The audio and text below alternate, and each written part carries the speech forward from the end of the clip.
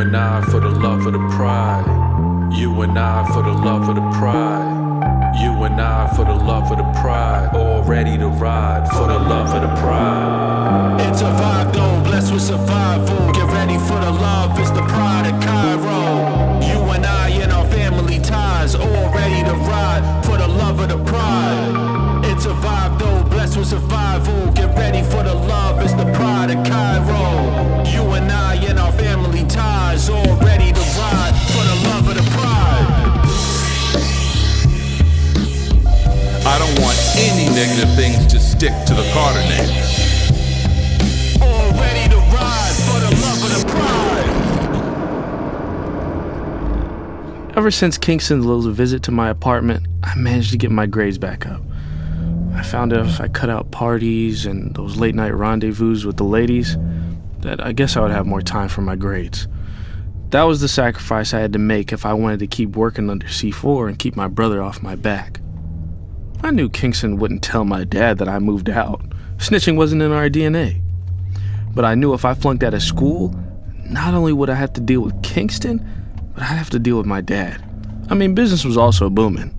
That's what I was doing right now, delivering a drop to the frat party. I know, I said I didn't make any deliveries, but come on. People usually had to come to me, and this package was a guaranteed 2 G's. And it was only a few blocks away from my apartment. Anyways, it was really right next to campus too. I didn't see any harm just making one delivery. Once I pulled up to campus, I parked out in the lot closest to the frat dorm. You could hear the music just booming. Just as I was about to walk out the car, someone knocked on my window. It was this guy I had seen a couple times walking around campus before, so I rolled down the window. As soon as I did, he placed cold steel to my temple. Don't move, don't scream. Clear about his instructions, I put my hands up in the air. That's when he knocked me in my head with the butt of his gun. Not hard enough to knock me out, just enough to split my wig and blood trickled down my face. I said don't move. He opened up my car door and yanked me out the car. That's when I noticed he wasn't alone. There was 3 of them. Fuck, I was outnumbered. Where's the stash? What are you talking about? Don't play dumb, Koran. You know you've been moving heavy pills through campus. Now where's the stash? I don't know what you're talking about. I know I should have told him, but I didn't know if they were undercover or not. DTs stay going under in colleges trying to find out who's pushing weight. If they wanted my stash, they were gonna have to find it. I was admitting to nothing. Fine, have it your way. As soon as he said that, the butt of his gun crashed down on the side of my head. That hit sent me to the floor. His buddies then proceeded to stomp the lights out of me. Just as I was about to black out, I seen his homeboy rummaging through my car. I woke up the next day in the hospital. I knew it wasn't the same night because the sun was shining in my room. C4 was sitting in the chair across from my bed. I was hooked up to all types of monitors. What happened? Somebody knocked your ass the hell out. That's what happened. Did they get everything? They got everything. The product, the cash, your car. Dog, they found that damn car on the highway stripped to pieces. Damn. Kingston and Brooklyn are going to be so pissed. They spent a lot of money on that car. I think they're going to be happier that you're okay more than about that stupid car. Besides, man, you got some bigger worries than that. What you mean? You lost a lot of money, and for some very important people at that. What you mean? I thought I was working under you. You were, but everybody got a boss. Okay, so what does that mean? Because after what just happened, I'm out. I can't risk my life for money that my dad has 1,000 times over. I could tell something about my comment pissed C4 off because his eyes became cold and dark. As if he was no longer looking at someone he considered a brother. Well, look, either you pay back the money you owe for the lost product with interest, that's plus the cash that was stolen, or you need to make this drop for me. It's 6 in one, half a dozen in another. Your choice, man, but I need it made soon. When C4 told me I would either have to pay him $500,000 or make a drop, it became a no-brainer. I didn't have that type of cash. I would have to ask my dad or my siblings for that. And they wouldn't give me the money without asking a whole bunch of questions and checking whatever the hell I told them I needed it for themselves. My life was quickly spiraling out of control. And to make matters worse, I heard Brooklyn's loud mouth running through the hallway. Where's my brother at? C4 must have heard it too, because he quickly hid in the closed closet of my hospital room. Oh, my baby brother. Brooklyn took one look at me and became super dramatic as she laid across from me to give me a hug. We were the closest in age, making us close, period. And sometimes she forgot she wasn't my mother. My entire family piled in after her. Little bro, how you end up in here like this, man? Kane gave me a pound. His face told me he was very displeased about whatever he heard happen. Unfortunately for me, I didn't know how much the truth he had heard. The police said that this was a robbery. They found your car on the highway. Koran, how much money are you flashing around that school? Sis, I don't flash any money. I usually try to stay to myself. But you know I like to shop, so I carry a few hundreds in cash on me at all times. Koran, that's just dumb. Well, Jesus, I'm just glad you're okay.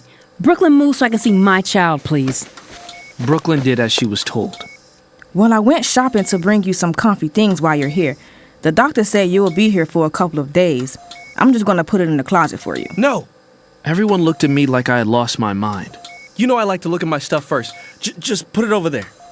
Everyone gave me a chuckle. My family made themselves comfortable. About an hour in, I pretended like I was tired.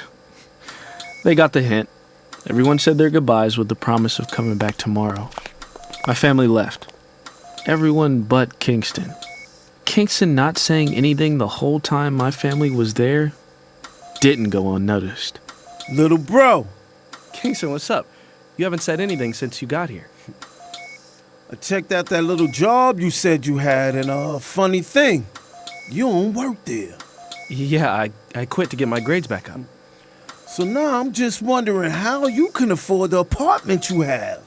Before you try to lie and tell me you asked one of them, I already asked our siblings if you've been asking for money, and they all told me no. What are you getting at, Kingston? It's late, and I'm tired. Wrong thing to say to this nut. Man, he hemmed me up by my collar of my hospital gown. I didn't even know these things had those type of collars for someone to hem up like that. Kingston slammed his fist into my chest, making it hard to breathe. I placed my hands around his, attempting to relieve the stress of the pressure on my chest. That just made him lean in even harder. Let me find out that you've been moving weight for C4.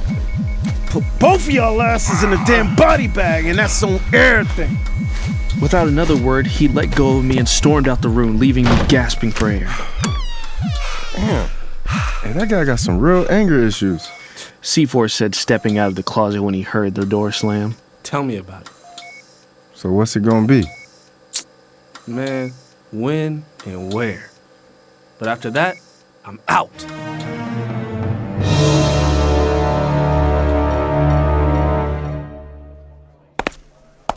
I was heading out the office for the day, and I decided to take a detour to the front exit in hopes of running into her. Man, I could no longer lie to myself and say I wasn't feeling her. She was all that ran through my mind lately. Curiosity definitely was getting the best of me, and I wanted to see how far Neffi and I could go. Neffi was intelligent, sassy, and beautiful. The last couple of times that we were together, something in me just came alive. Boy, I haven't felt that way about a woman in years. When I reached her office and peeked in, it looked like she was about to call it a day too. Perfect time for me to ask her out to dinner. You done for the day? Neffi turned around to see who was talking to her. A smile graced her face when she seen it was me. Her big, beautiful brown eyes lit up as well. Yes, I am. Cool, then we could go get a bite to eat. I don't know about you, but I had a pretty rough day dealing with my family business. Why, Kane, are you asking me on a date? Why do we have to put labels on everything? Why can't a hungry man ask a hungry woman out to dinner? Who said I was hungry? Girl, you look hungry. You always be looking hungry. So you coming tonight? She looked like she was about to turn me down. Before she could, I walked into her office and closed the door. Look, there's something I want to talk to you about. And I think dinner's the best place to have that conversation. Nope. Tell me now. I don't want to be stuck at a restaurant if it's something crazy. What did you or one of your crazy siblings do now? Trust me, what I have to say has nothing to do with my siblings. I walked closer to her, leaving no space between us. Neffi looked up at me like she welcomed my invasion of her personal space. Her eyes stopped smiling as they filled up with the same lust I know was in mine. Am I wrong to feel like there's some chemistry between us? Chemistry? Yeah, chemistry. I don't know, but you intrigued the shit out of me. I was wondering, do I do the same for you? The last time we went out to lunch, you didn't stop laughing. And I gotta admit, I enjoyed the sound of your laughter. Am I wrong to say we have some chemistry between us? No, you're not wrong to say that. But I think I should tell you something. Before she could get the words out of her mouth, there was a knock at the door. The person didn't wait until they were invited in before busting through the door. Charles. I turned to see who made Neffi jump back away from me so fast. It was a tall, dark-skinned brother that I've seen around our office a few times. He always had a bouquet of roses in his hand, so I assumed he worked for a flower company. What are you doing here? Well, I came to take you out to dinner. You said you were having a rough day on the phone, so I wanted to surprise you. Make your day a little better. Am I interrupting something? No. Come in, Charles. This is Kane, my boss's son. He's the head of the marketing department. Kane, this is Charles, my fiancé. Charles extended his hand out to shake mine, but I was still stuck on fiancé. It felt like I'd been slapped in the face with a brick or something. Neffi nudged me as Charles still had his hand extended. Oh, okay. Nice to meet you. Same here. Do you and Neffi work close together? A slight smile came on my face as I know the question was only to inquire about why was I in his woman's office all in her face when he walked in. No. It's like she just said. I lead the marketing department on the top floor. Neffi just does a ton of PR work for my family, and she does a very good job. That's all. She was uncomfortable. Her squirming told me so. I could have been an asshole and stretched this conversation way out longer, but I was too in my feelings to be petty. Well, if you two will excuse me, I'll be on my way. Kane. Neffi called me just as I stepped out the door. Everything in me wanted to ignore her ass and keep walking. However, I stopped and turned around. We could finish up our discussion first thing in the morning. I think that's just something that needs to be put out on the table as soon as possible. What the fuck? Here this girl was standing inches away from her fiancé and having coded conversations with me about the status of us. Wow. I didn't know if I was turned on or more pissed off. Either way, this conversation is never going to happen. Nah, don't worry about it. You have enough on your plate. I just find someone else to take care of it for me. Man, I know I hurt her feelings as what I said decoded in her head. Now she knows how I feel right now.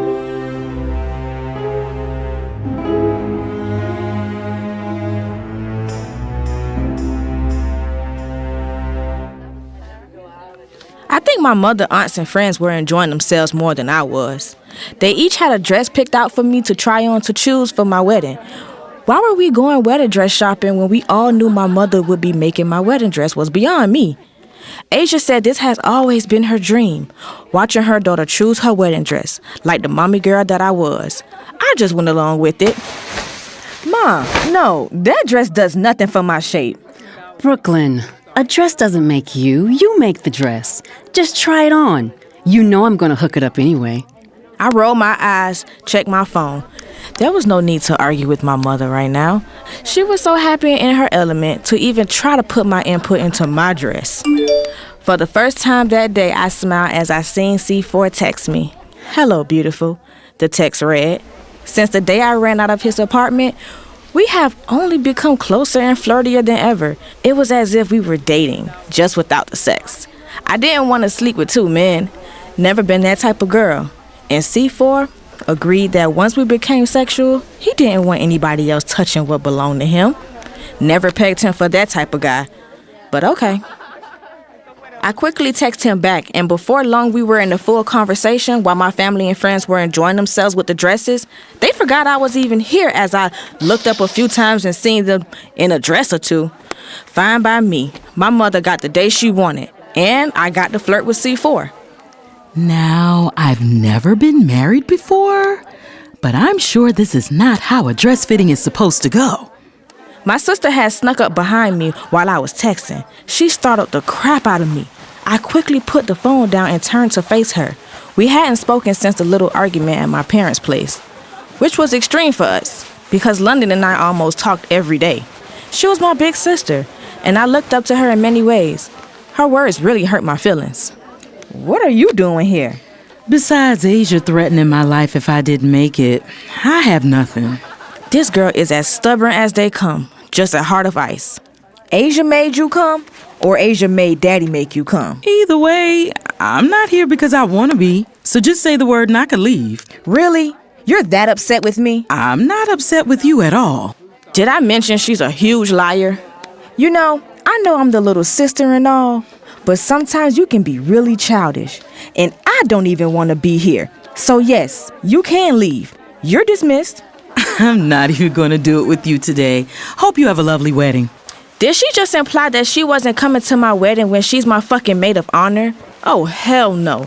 This girl has me chopped and screwed. London had already walked off before I processed her last statement. I stormed right behind her. I waited until we were out the store to pull on her arm and turn her around. What is your problem? Did you really just imply that you weren't coming to my wedding? Brooklyn, I'm just at a point now where I don't have time for you or Asia's public displays of bullshit. But you have time for Kyro's facades. I didn't come here to argue with you about our parents. Well, why did you come? I don't know. That's why I'm leaving. London turned to walk towards her car. It was either now or never. We both could be stubborn when we wanted to, and I knew if I let her walk away now, there was a good chance she really wouldn't show up for my wedding. You know, London, you really hurt my feelings. She turned around and walked back towards me. She took a deep breath like I was wasting her time. What did I do to hurt your feelings now, Brooklyn? What you said in that argument we had, as if me and mommy don't work as hard as you do because we're models. As if I'm not smart because I take pictures for a living. You're my big sister, and if you look down on me, then what should I expect from the rest of the world? That's just it, Brooklyn.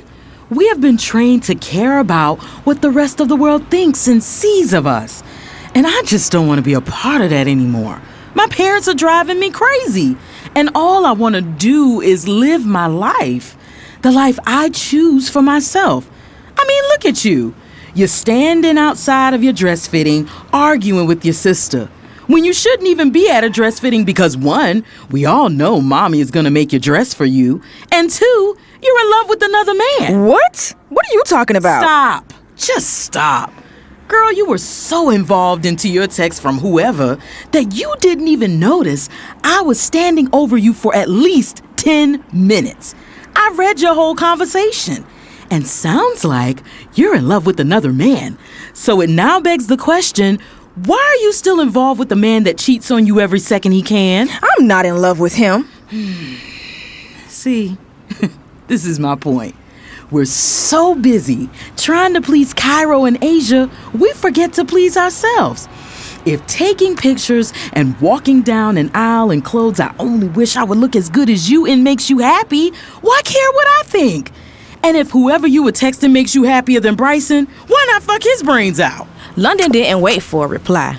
She walked off to her car and got in, leaving me there with her words swirling around in my head. Was I in love with C4? Just then, my phone went off alerting me to a text message. I looked at my phone and saw it was C4. I couldn't help it. Even after this intense argument with London, he still made me feel giddy. Damn, was I in love?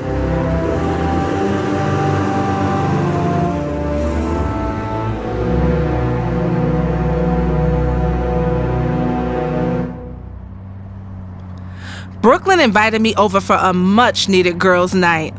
I quickly threw on some sweats and told my driver to take me over. I knew she would wonder why I wasn't drinking tonight. Every bone in my body wanted to tell my best friend I was pregnant, but Kingston reminded me of how close she and Asia were and advised me otherwise. I didn't want to go against my man, so I kept my mouth shut. We were sitting on the couch, catching up on our ratchet reality shows, when a sudden sadness washed over me. What, Farrah, what? You've been signed for the last 10 minutes. What's your problem? I didn't even notice. Okay, and so what's the issue? I miss Kingston. What? He's been in the studio working hard on a new project. I haven't been seeing a lot of him lately. Okay, well, let's go to the studio. Oh, no. We agreed I wouldn't do any more surprise pop-ups, and I really think it's for the best. It's been very peaceful lately. Girl, bye. Who is Kingston? Your daddy? Let's go. An hour later, my driver pulled up in front of Kingston's studio. Not that I needed much convincing, but Brooklyn was very pushy when she wanted to be. That's what I was going to tell Kingston when he asked about our agreement I was breaking. As we walked by the studio window, we saw it was jam-packed with guys and females. The old me would have wanted to go off immediately, but I was carrying his child. I had no reason to be insecure. Just as I spotted Kingston at the mixing board, he looked up and saw me standing outside. I thought he would be mad. Surprisingly, he smiled and waved me to come to him. Told you. Brooklyn grabbed my hand and busted through the door. Once she walked in, she immediately dropped my hand and walked up to C4. Odd. That was very odd. Instinct was telling me she had an ulterior motive for dragging me here tonight. I brushed my notion about C4 and Brooklyn off and walked up to my man. Kingston planted a wet one on my lips on sight.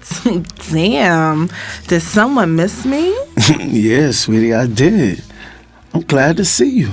But I thought we agreed to no pop-ups. I know, baby, but I missed you too, and Brooklyn talked me into it. At the mention of Brooklyn's name, Kingston looked around for his little sister. He found her all in C4's face, giggling like a high school girl. I watched as his beautiful cocoa skin complexion turned beet red. Before he could start some shit, I turned his face towards me. I would check Brooklyn later for the both of us. Babe, I heard this track down the hall. It's fire. Play it back for me. Word. You like that? I'll have them do it live for you in the studio right now. Hey, yo, get y'all asses back in the booth. My girl want to hear this track from the beginning. I felt so special. All I could do was smile. We not here to entertain your girl, groupie ass. That bitch need to leave my session. I scanned the room to see who had ruined my entire mood. To the left of me was this red-boned female sitting on the arm of the couch. After she made her statement, she took a sip of her drink. Kingston held tight to my arm, but what he should have done was grab Brooklyn's crazy ass, cause she was ready. Bitch, you wish your ass was Farrah, right? That's why you really mad. Brooklyn attempted to storm towards the girl, but C4 grabbed her before she could take a step. Farrah? Oh, that is you. I didn't recognize you without all the makeup. Kingston, I thought y'all broke up. She was trying me. Yes, she was. But I had to clear some things up first before I addressed this bitch. You fucking her? Cause that's the only reason I could think of why she's so mad right now. Hey, yo, hold tight. Not only am I not fucking her, but this bitch is cut. I'm not even working with her. You can't cut me. I paid for this session and my song. Hey, yo, this is not Love and Hip Hop, mama. You here for the day and you going tomorrow. Gino, cancel this bitch and get up out of here. For the first time, I didn't feel the urge to fight. Kingston has done his job of making me feel secure in my position. However, his now ex-artist was trying to storm towards me. I stood up, ready to beat this bitch ass as soon as she reached me. Kingston stood up, pushing me behind him. Gino caught the dumbass just as she reached Kingston. Gino grabbed her, but not before she swung and slapped Kingston in his face. Before I could calculate how to get around Kingston to get to her, Brooklyn snatched her by her hair and banged her in her face with her fist. Don't you ever touch my brother. As soon as she did that, another female started hitting on Brooklyn. She snuck Brooklyn from behind, causing Brooklyn to let go of Kingston's artist and start fighting off the girl. That's all I needed to see before I shoved Kingston aside and ran towards my friend. C4 beat me to her. C4 yanked Brooklyn off of the girl because Brooklyn was serving her lunch. He swung her around to protect the girl from hitting Brooklyn any further. Some guy grabbed the other girl and threw both of them out. This is not over, Kingston. That's my fucking song. Over some bitch? What happened to money over everything? Kingston didn't respond. He was so pissed, his skin was bloodshot red. Kingston grabbed me by the arm and dragged me into the booth. Are you crazy? Kingston, they were about to jump Brooklyn. Do you think any of my men in here will allow my sister to get jumped? I didn't think about that. I just seen my friend in need and reacted. Yo, you are carrying my child. Do you think I care about some stupid girl fight? Brooklyn's like my little sister. Yeah? Well, your little sister was serving those bitches. You ain't even need the help. I just saw her fighting for me and I felt I needed to do the same. I was fighting for you because I know you pregnant, bitch. Get her, Kingston. When we turned around to look toward the studio, Brooklyn was alone at the mixing board listening to our whole argument. We could see through the glass window that there was still a commotion going on outside in the hallway. We looked at Brooklyn silently asking, how she know I was pregnant? Oh, bitch, you been eating everything under the sun and gaining weight. I found a pregnancy test in the garbage of your bathroom last month. Brooklyn! What? I figured you were scared I would tell my mom, so I just kept quiet. Brooklyn! Yes, I told Mommy, but she promised she wouldn't tell Daddy until you told him. And you know Mommy keeps her promises. Besides me, I think you're her favorite. Brooklyn! Sorry. This bitch walked out the studio, which left me and Kingston by ourselves. Kingston turned back to me, and we just busted out laughing.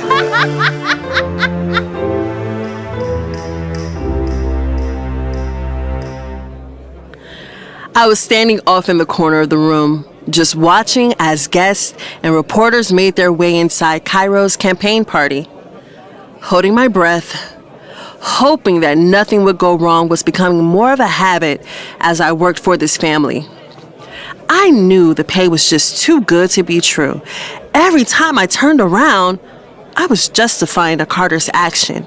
This family was busy, and they were making me earn every cent of my salary. I got the nerve to catch feelings for one of them. I mean, can you blame me? Kane, girl. He is just one fine brother. And as if he could hear me thinking about him, he walked in the venue tonight. Like a magnet, his eyes found mine as soon as he walked in. I forced myself to hold his gaze as he looked at me with displeasure. I held it until he let loose of mine and walked over to his mother. Kane kissed Asia on her cheeks as he greeted her. See something you like? I snapped out of my trance I was in, only to realize London Carter had caught me gazing at her brother's every move. I'm just watching the scene tonight, hoping nothing goes wrong that I must explain away. It's a city councilman campaign party for one of the richest men in Atlanta. What on earth can possibly go wrong? Her sarcasm piqued my interest. Yes, it was a little weird that a distinguished man like Kyro would want to run for a position that pays less than he makes in a week. But I assumed he conquered everything else, and now he just wanted to make a real difference for this city. Are you also against your father running? I'm never against my father. However, my parents always have a mean to their madness. With that said, she grabbed the champagne flute off the service tray who had walked by and walked off herself. London left me wondering what else this family had in store for me during my tenure. Just as I shook her words out of my head, I spotted Kingston and Farrah entering the event. They looked extremely happy as they held hands and greeted political fans of theirs. Farrah had this we just fell back in love glow going on. It made me smile, as I was genuinely happy for them. The two have been quiet in the media lately, only receiving good publicity. As long as they kept it that way, Farrah, she could have whatever glow she liked. Kyro had taken the stage, which meant I had to as well. He was about to hold a Q&A series with the public, and I had to be ready to jump in if need be. So far, I've done my homework for this event, checking the media blogs, social media apps, tabloids, anything that would have a dirty little lie or a potential scandal brewing so he could be ready to answer politically. So far, once he revealed that potential love child in question was not his, Kyro, he was squeaky clean. Mr. Carter, how do you feel about your son Kingston Carter and Farrah Wright expecting their first child out of wedlock? Being you have stated in past interviews that you have rooted you and your family morals in deep Christian faith. Checked everything except that dirt they might pull up on his children. Rookie mistake if I must critique myself. I guess this situation with Kane has me more distracted than I realize. Quickly, Kyro denied the rumors of Farrah being pregnant.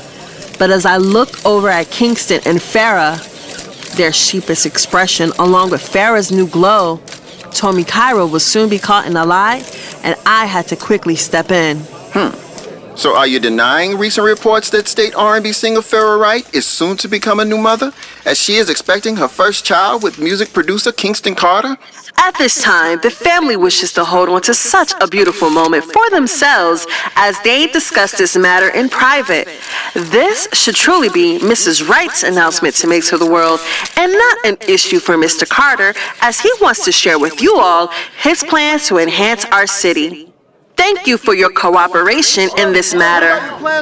My ploy seemed to work as the reporters began asking him his plans to increase the school budgets. I took a deep breath when I heard the questions deter from Kingston and his headache of a girlfriend. Thank goodness the press conference only lasted about 30 minutes. As soon as Kyro answered the last question, I jetted off towards the stage, towards my phone. I had to see what the internet was saying about this baby, and how did the news get out? I stood by the bathroom and checked all the media sites. Nothing was buzzing about Kingston and Farrah's baby. This was beyond weird. How did the reporter get his hands on such tea? As my mind was bouncing all over the place, Kane turned the corner, heading towards me to walk to the men's bathroom. Let's see how you spin this. His disposition was so cold towards me, I couldn't take it anymore. I grabbed his arm and pulled him into the woman's bathroom. I locked the door behind us. Enough, Kane! You have been cold and rude ever since last week. Just spit it out, whatever it is you want to say, because I can't take much more of this. More of what? I'm respecting your space and your relationship. Cold? You shouldn't even be gauging my temperature. Well, I do. For what? Because I know what it feels like when you're warm, and I like that feeling better. Kane just stared at me, making me lower my eyes. I don't know if he expected me to say that or what, but my words silenced him. Was I wrong? About? Neffi, don't play dumb. As much as I want to, I can't get you off my mind. And being that you're engaged to be married, it would help me to get you out of my head if I knew you didn't feel the same way about me I feel about you. I couldn't help it, staring up at his beautiful eyes as he yelled at me. I couldn't fight the urge to rush him and throw my tongue down his mouth. Kane quickly grabbed me, wrapping his arms around my waist and picking me up. It felt so good to be in his arms, like a muscular teddy bear was wrapped around me. Kane picked me up off my feet and sat me on the bathroom counter. We continued to passionately kiss as I removed Kane's suit jacket. My legs spread open as his hands found their way under my dress. Just as he lifted my dress up and was about to pull my underwear to the side, we heard footsteps coming out of the bathroom stall. Shocked that someone else was in the bathroom with us, we immediately stopped kissing to see who it was. There she stood, Misha, Kane's ex-wife, with a pure look of displeasure on her face. I looked up at Kane, and all he could do was hold his head down as he closed his eyes.